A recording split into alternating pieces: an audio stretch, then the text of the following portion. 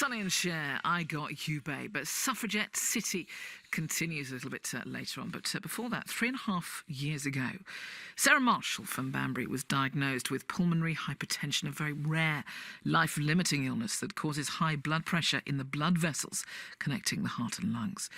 The diagnosis might have turned her and her husband's life upside down, but they're determined to do their part in raising awareness for the condition, which affects just 7,000 people in the UK. That's how rare it is. Sarah Marshall's shared her story with me of living with PH. My name's Sarah, I'm 36 and I'm from Banbury. I was diagnosed 3.5 years ago, but it actually took me 8 years to get a diagnosis. So from my early 20s, I realised that I was getting really breathless doing activity. I'd always been really fit and really active. And then all of a sudden, I couldn't keep up with my friends when we went walking. I couldn't talk at the same time as walking along with them. And I kept going to the doctor, and the doctor just kept saying it's anxiety, or they kept saying you're getting unfit, and things like this. And I went every year for 8 years and was always told, no, there's nothing wrong with you, and no tests were ever done. And then eventually, 8 years later, one day I was getting up to go to work, and I literally just collapsed on the floor, and my lips were blue and my feet were blue and I couldn't breathe properly. Was taken to hospital and I went through all the testing. So I was eventually diagnosed with PH. And to be honest, it was a massive relief because although I was incredibly poorly, and although, you know, it's horrifying to find out the statistics and the illness that you've got, it was actually a relief because it took me so long to get a diagnosis, going to the doctors and being told there's nothing wrong with you, and you know that there's something wrong with you. Before I got diagnosed, I was a primary school teacher and I was very active, always running around doing lots of stuff. My life now is very different to what it was before. So instead of being surrounded by children, busy doing stuff, I basically spend my time in my house alone with my dog every day. I can't do very much. I can maybe make some food and things like that in the day. I basically potter around the house, you know, maybe do a bit of washing up if I can, that sort of stuff. Whenever I move, whenever I talk on the phone to people for very long, whenever I stand up to just walk to turn the TV on, I have to put my oxygen on to do those things. At the house, I can't walk really very far at all, despite trying to do lots of, you know, rehab, doing exercises. My walking has never really improved, so I have to use a mobility scooter at the age of 36. Simple things like going upstairs are no longer simple. Stairs are a nightmare. You have to stop every few steps to catch your breath before you can go up. Every day I go downstairs, stay downstairs all day, and then go back up at the end of the day because it's just too hard to climb upstairs. Now I'm waiting for a lung transplant. That's my only option, really. There are other drugs that are available, but they're not available for me because my body reacts to them. And for the first time in my life, I had to rely on benefits and the welfare system, which I'd never done before. And to be honest, it's been incredibly difficult. It's a really daunting process. It's really scary. You feel quite embarrassed, to be honest. But one of the worst parts is that you have to really fight for it. They don't really believe you necessarily. You have to prove things. You have to keep giving evidence. And at the moment, I'm actually going to appeal because they don't believe that I'm quite ill enough, even though, you know, I'm waiting for a transplant. I use oxygen, I can't walk. But I'm going to have to go to appeal, go to court to actually prove that I am not well enough to be able to, you know, to do activities. And I do need some extra financial support to be able to live my life. When I was first diagnosed, I actually sort of pushed my friends away slightly because it was such a scary situation. It took me a long time to get my head around it. I went from being a person that could go out and do stuff with my friends to being someone who couldn't. And it was a big adjustment for me. And although they tried to sort of reach out to me, come and do this, I kind of pushed them away for a while until I got used to it myself. I'd been with my husband for about 10 years by the time I got diagnosed. We'd been married a couple of years by then. And to be honest, he's been really wonderful. I literally could not have coped with this illness without him. Mentally, it's incredibly difficult to be told that, you know, you've got this life-limiting illness and everything. So you do need sort of an emotional support, and he's been an amazing emotional support for me. You know, when I'm crying, he'll give me a cuddle and we talk through it all. He is the one that I talk to all the time about it. But not only that, all the practical things he does for me. You know, when I'm too poorly to do anything, he'll cook me dinner. He'll do all the jobs for me, take me to the doctors every week for my appointments, drives me around everywhere. And even things like, you know, when I'm too tired to go up the stairs, he carries me up the stairs. And when I was first poorly, He used to help me get dressed. I couldn't lift my arms up. He used to help me get dressed. He used to brush my hair for me, wash me, that sort of stuff. He's been really amazing. And I think you need those sorts of support. I really don't think I could have done it. I could have survived. I could have remained positive if it wasn't for the fact that I'd got a husband that was positive, that kept me going, kept me smiling, kept me going out there saying, come on, we've still got to live our lives, and also completely supported me emotionally and physically as well. And Sarah Marshall's amazing husband, Phil, joins me in the studio right now. Not only has he been balancing a full-time job at Barclays Agriculture in Oxford with caring for Sarah, but he's also a dedicated fundraiser, taking on some truly grueling challenges to raise money and awareness for his wife. We'll hear about those in a few moments' time. Phil, it's lovely to meet you, have you here in the studio. Yeah, nice to be here. That day that Sarah described in the audio that we just heard, when she woke up and her feet were blue, that's a day I would imagine that you will never forget. Yeah, that's right. Yes, it was. It really was a dramatic few moments. We'd both been going to work every day up to then without any real cause for concern. And yeah, Sarah got up, walked out of the bedroom, walked to the bathroom, and in the space of that 1 or 2 meters, yeah, she collapsed and was struggling to breathe. She was breathless. It was a pretty terrifying time, really. So we called 999, ended up getting an ambulance, ended up getting rushed into hospital, and then for the next couple of weeks it was all pretty dramatic. She was moved from one hospital to another. From started off at the Horton, our local hospital. She was then rushed to the heart centre at the JR, and then a few days later rushed down to the Royal Brompton Hospital in London, as I think they realised and they worked out the seriousness of it, and she needed that specialist care that is only really available. It must have been a very emotionally draining period of time for you. It was, yeah. It was absolutely terrifying. It was a really, really scary few days. What's astonishing is the fight that you've both been through, in fact, to get the diagnosis. Yes, I think it's one of the issues of pulmonary hypertension, in part because it's such a rare disease, and in part because of some of the symptoms that are involved, is that it typically does take years for people to get diagnosed. So after that morning that we just talked about, Sarah was diagnosed.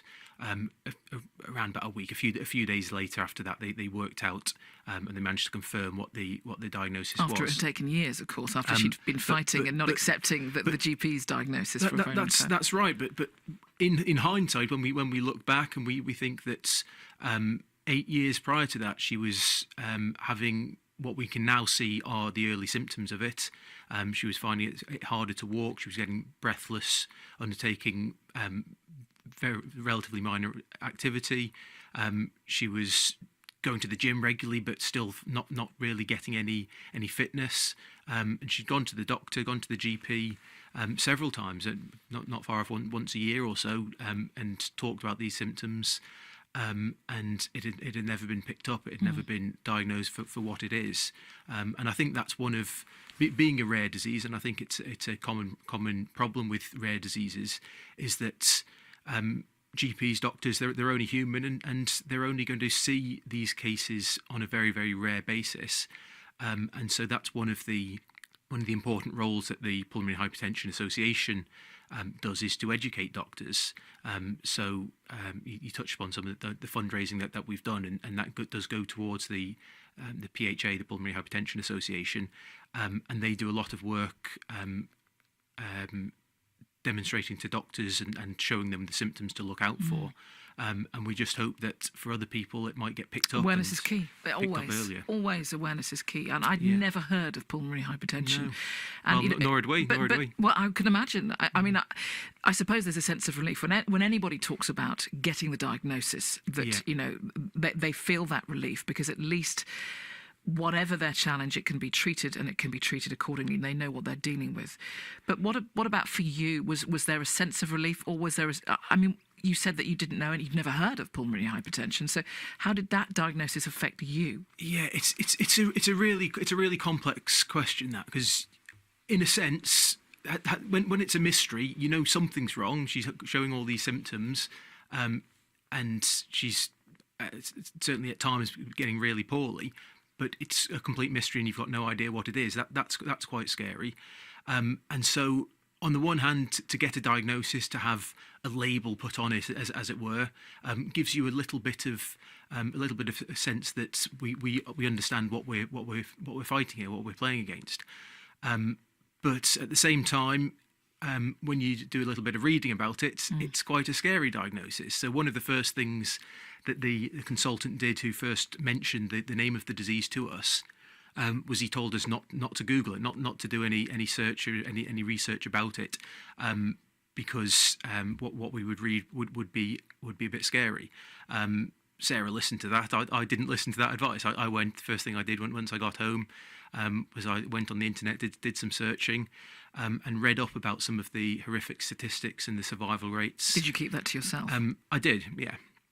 I read that. I had a few quiet moments to myself. I cried. I was.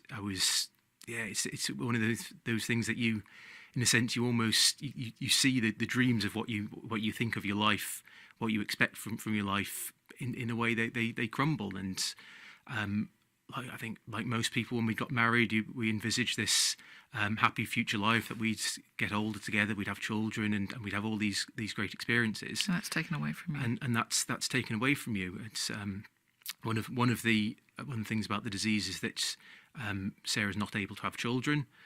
So that was essentially straight off the agenda, and the life expectancy certainly at that time was very low indeed. It's got a little bit better. There's a lot of research is going on all the time. There's still no cure for the disease, but there are a number of treatment options that are improving survival rates, and people are lasting a few years, lasting longer and longer, and that's great news. Hopefully, at some point, there will be a more complete cure will be discovered, and that's why research is so important. But for now, I think we just do our best, and Sarah carries on the program of treatments and medication that she's on, and that potentially the next stage of treatment might be to get a double lung transplant, and she's on the transplant waiting list at the moment, which would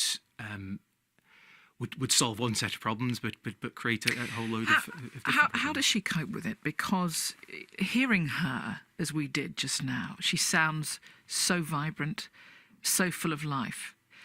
And it's easy to forget that she has this life-limiting condition. But you sense, of course, she does cope, but the sense of frustration, even her just saying, I'm 36 and I use a mobility scooter. Yeah. Yeah, she's a very positive person. I think right from the start, she always did her best to look on the positive side. To getting the mobility scooter was a big step. It was something we discussed between us, and in some ways that it almost at one point felt like it might be a backward step to buy a mobility scooter. But I think we talked it through, and she decided that having that scooter gave her more freedom, gave her the opportunity to get out and about. So she's not really able to walk more than a few meters, and even when she does that, that's just completely exhausting for her. But by having the mobility scooter, she's able to get around. We can go around, take our dog for a walk around the village and around some of the country lanes where we live. And it just gives her a lot more freedom and independence. And I think she's always been like that. I think she's always tried to think of what we can do. So if maybe we can't travel and go on holidays to certain places that we might like to, but Sarah's always been somebody who's able to look at what we can do and look at some of the places perhaps more locally to here within a short driving distance. You're committed to fundraising and raising awareness for this condition. Yes. How can people support your commitment to fundraising? Yeah, so and we've all got the things that you do. We've got a Just Giving page that's live at the moment. That's so if people search for, if you go into justgiving.com and search for Phil Marshall, then and Spine Race, which is the name of the race that I completed a couple of weeks ago, then they'll find me on there, and yeah, we'd love for people to donate some money there. Thank you so much, Phil, for coming, and our best to Sarah. Thank you. Enjoy every moment together. Thank you very much indeed. Travel on the way after Leo Sayer, When I Need You.